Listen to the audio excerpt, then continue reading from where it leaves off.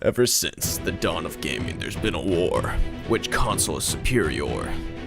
Everyone chooses one to decide for. Today's video, we'll be looking at Xbox versus PS4. I don't know. It's the best it's gonna get. When talking about Xbox versus PS4, some things are gonna be different, you know, the UIs, the controllers, and that sort of stuff. But in this video, I just want to make it on the more important things that relate to the system, such as hardware. PS4's hardware's got a 1.8 teraflop GPU, 8-core CPU, 8 gigabytes of RAM, and a 500 gigabyte or 1 terabyte hard drive. And you know what? That's just like the Xbox One. Xbox One got 8 gigabytes of RAM. That's the same thing. It's got an 8-core CPU, and it's got a 1.31 teraflop GPU. So, I mean, I guess that's a little different, you know, just like a little tiny bit different. It's not that different. At the end of the day, they're both trash compared to PC. So what about the next thing that could make them different? Okay, since the hardware's not that different, I guess we're just gonna look at the graphics. The first game I got here is Fortnite. So this is me dropping in. I landed Loot Lake both on the Xbox and the PS4 just to show you what it looks like. And you know what? They look a lot the same. They're definitely not as good as PC, but that's something you can only pick up if you played PC for a while.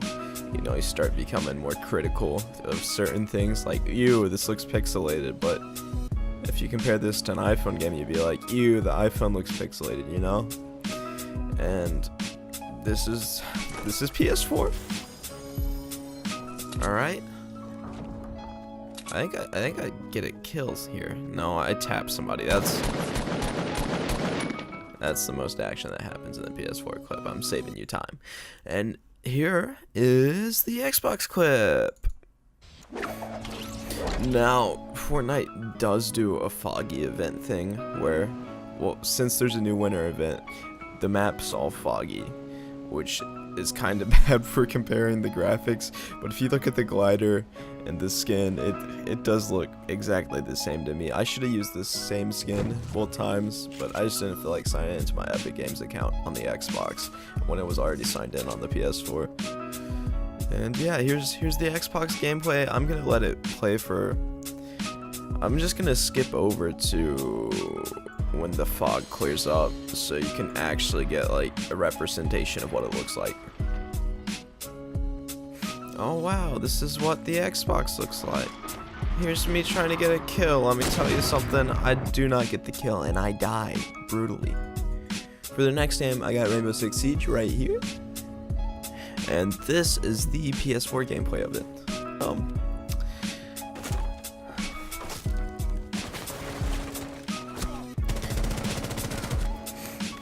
It actually looks pretty nice for the PS4. And you want me to tell you a little secret? Let's look at the Xbox version real quick. Where is it? It is right here. Here, oh, here's the Xbox version. And you want to know something? It looks exactly the same. Wow. Like, all I'm saying is that the graphics look the same.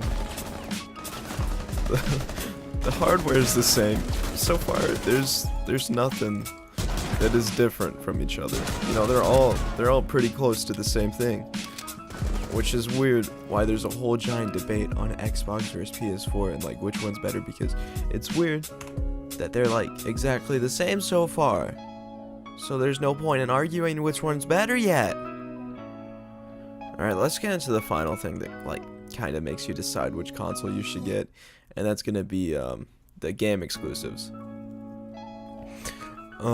when talking about game exclusives, I kind of feel like it's a weird point because there's an army of games on either side, only on PS4 and only on Xbox. Some of the Xbox ones are Halo and Forza, which is good if you want to play Halo and Forza, but the PS4's got games like The Last of Us, the Uncharted series, Spider-Man, more story-driven games, and if you really care about it, Call of Duty updates get released 1 week earlier, which is like big whoop if you're spending $250 on the console, which they're both cost around the same. So at the end of the day, why do people care about Xbox versus PS4? You know what? They're both consoles. They're both the same. They both look the same. They both got the same hardware.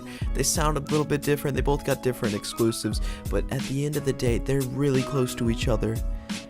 And it just doesn't matter, you know? Get the console where you have more friends on, because playing with friends is playing video games with friends is way better than playing alone. Just get the console where you have more friends on. Call it a day. Or get the cheaper console if you're a broke boy. You know, at the end of the day, one's not better than the other.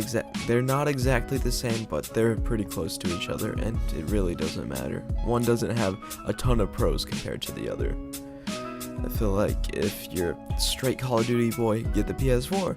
But if you're like, hey, I want to play Halo, get the Xbox. But if you're like, hey, I like story games, get the PS4. It's all dependent on you. And that's like the biggest difference, which is kind of strange. You'd be like, the Xbox is vastly superior because it looks way better than the PS4. It looks the same. It looks the same, boyo. Yeah, that's gonna end today's video. No, that's a pretty bad conclusion. Which one's better? They're the same, you know. It's a pretty bad conclusion. I'll see you in Saturday's video. I'm sorry this one was 1 day late. I just didn't have enough time to finish it yesterday. And yeah, I'll see you Saturday with another video. Peace.